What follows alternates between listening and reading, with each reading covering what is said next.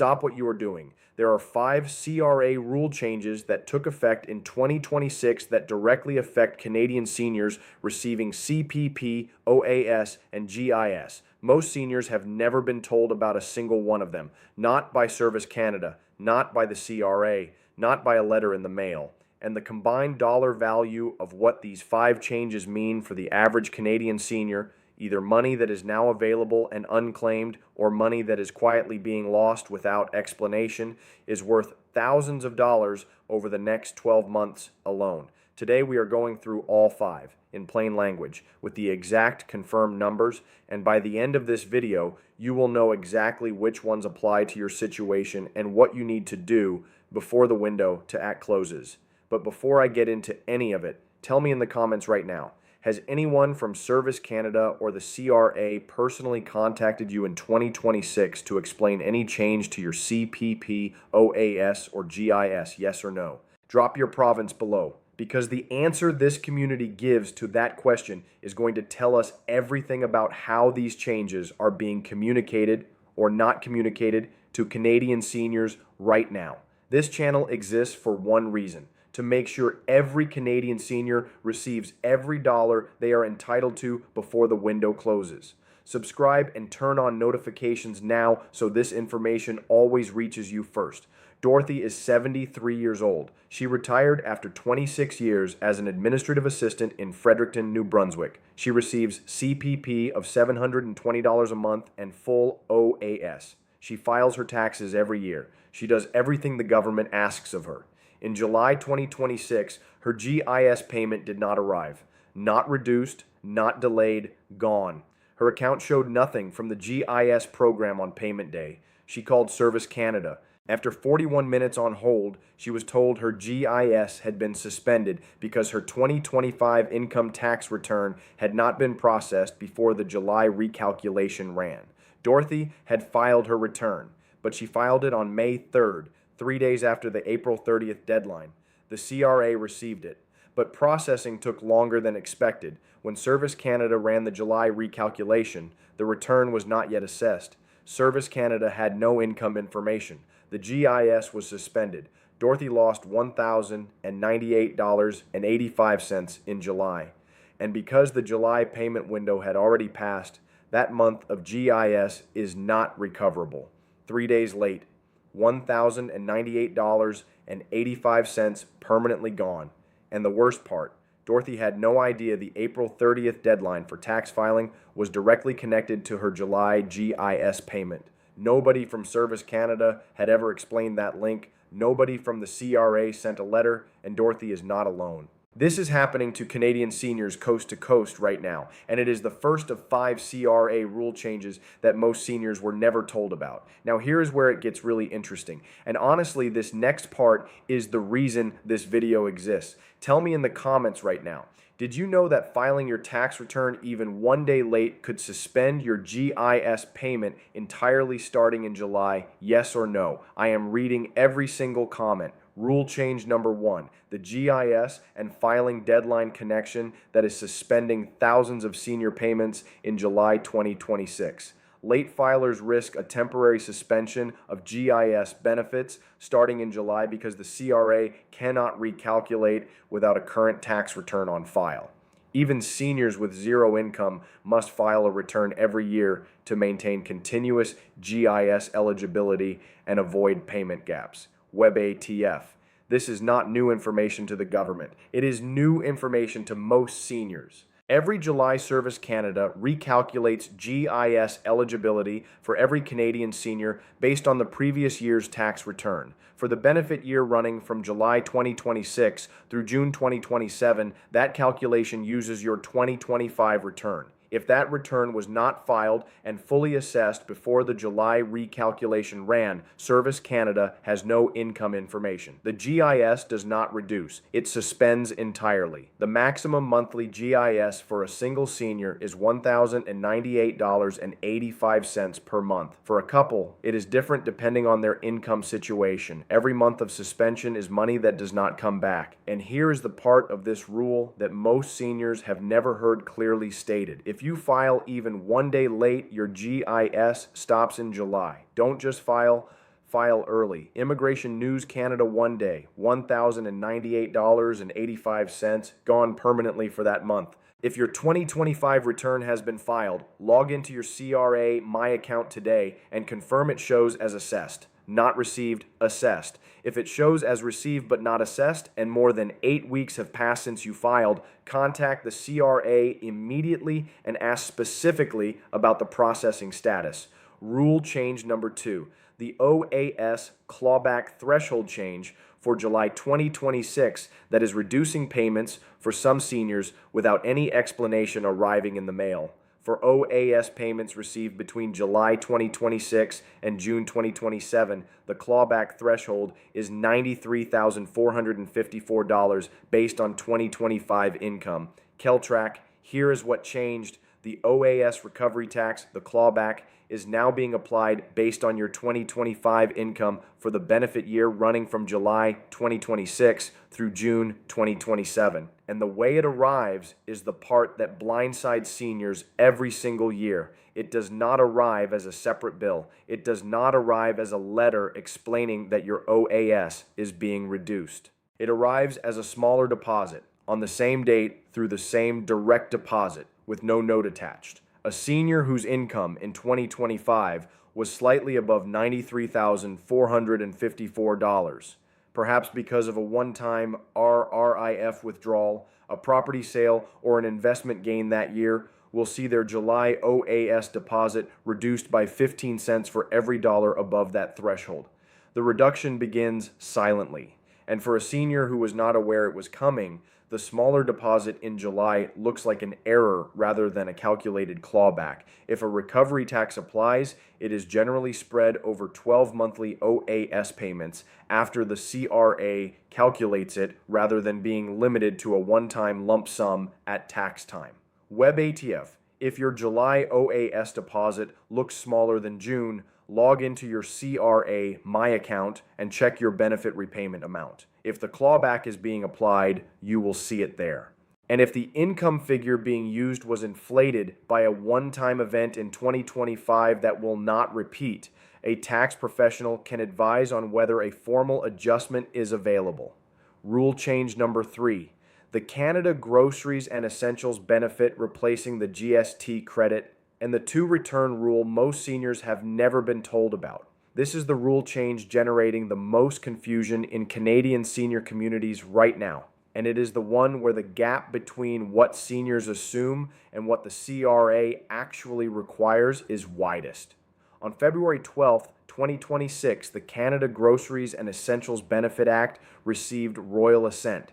The old GST and HST credit was replaced with a new program paying 25% more starting July 3, 2026. For a single senior, the maximum annual benefit reaches up to $950 in 2026 when the one-time June 5th top-up is included. But here is the rule most seniors have never been told about. The June 5th one-time top-up was calculated using the 2024 tax return. The July 3rd enhanced quarterly payments are calculated using the 2025 tax return. 2 separate payments, 2 separate returns. Both need to be filed and assessed. A senior who filed their 2024 return but not their 2025 return received the June 5th top-up, but their July 3rd quarterly payment was either delayed, calculated incorrectly, or missing entirely. And a senior who filed their 2025 return but never filed their 2024 return missed the June 5th top-up completely because that payment required the 2024 return to be assessed. Multiple benefit increases are confirmed for July 2026, including a 2% indexation and the launch of the enhanced Canada Groceries and Essentials benefit. Real North Fund both years, both returns, both assessed. That is the requirement nobody explained clearly. Rule change number 4. The OAS deferral enhancement that is being applied incorrectly on thousands of senior files right now. For every month past their 65th birthday that a Canadian senior delayed starting OAS, their payment increases by 0.6% per month. 5 years of deferral to age 70 produces a permanent 36% increase. At current rates, a senior who deferred to 70 receives approximately $1,010 per month instead of $743.05. Over a 20-year retirement, that single decision is worth over $64,000 in additional income. Here is what changed in 2026. With the quarterly OAS indexation continuing to push base amounts higher, the value of a correctly applied deferral enhancement is now larger than at any previous point since the program was introduced. A senior who deferred and whose deferral enhancement is correctly applied is receiving meaningfully more than a senior who started at 65. But here is the problem. Seniors whose income dropped between 2024 and 2025 may see larger GIS payments beginning with the July 29, 2026 deposit, Web ATF.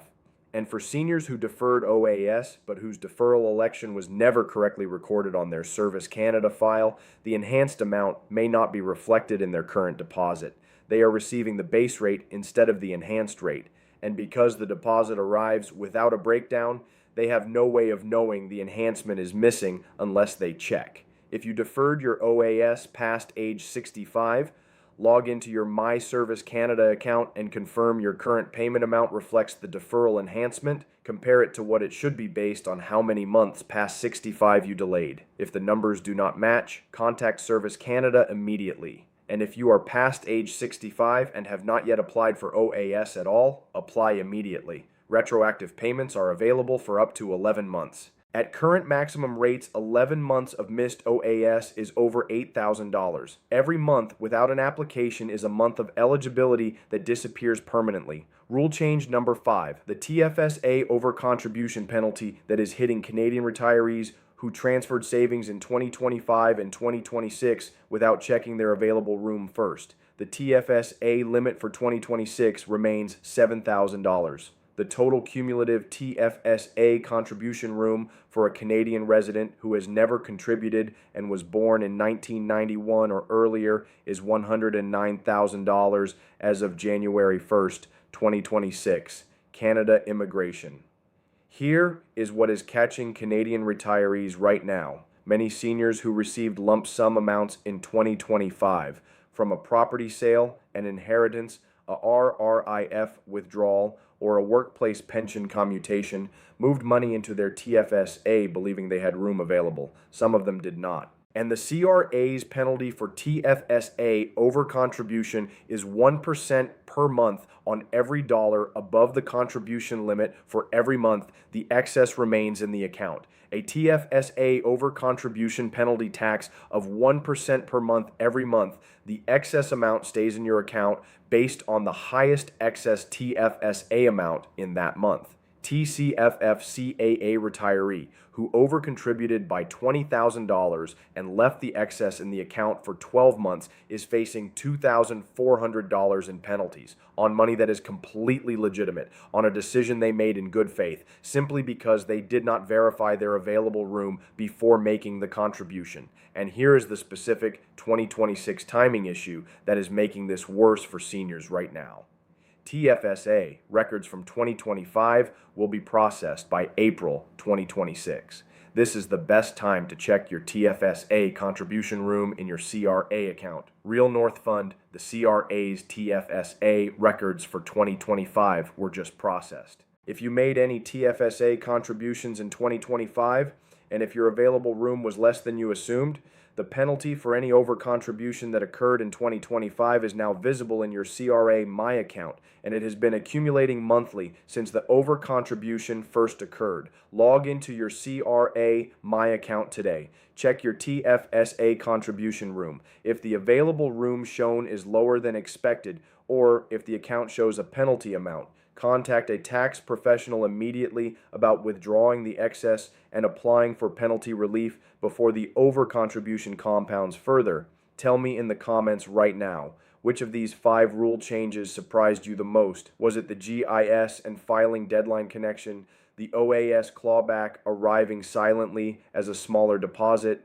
the 2-return rule on the grocery benefit, the deferral enhancement that may not be applied to your file, or the TFSA overcontribution penalty that most retirees do not discover until months of penalties have already accumulated. Drop your province and your answer below. I read every single one. Now let me bring all 5 together in the action checklist every Canadian senior needs before closing this video. Number 1, confirm your 2025 tax return is fully assessed in your CRA My Account. Not received, assessed. Your July GIS depends on it. Number 2, check your July OAS deposit against your June deposit.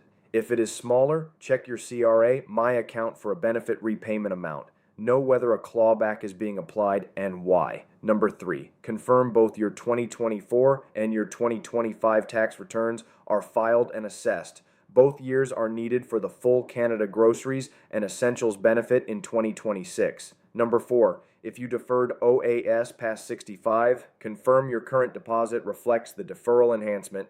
If you are past 65 and have not yet applied, apply immediately before another month of the 11-month retroactive window closes. Number 5, log into your CRA My Account and check your TFSA contribution room. If you made any contributions in 2025 or 2026, confirm the room was available before those contributions were made.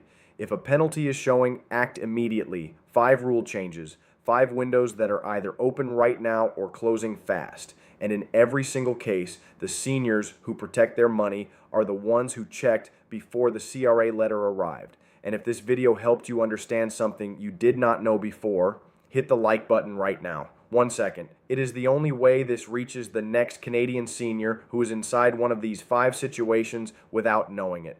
Dorothy got her GIS reinstated in August after 1 month of suspension. After 1 month without $1,098.85 that she depended on to cover her groceries and heating oil.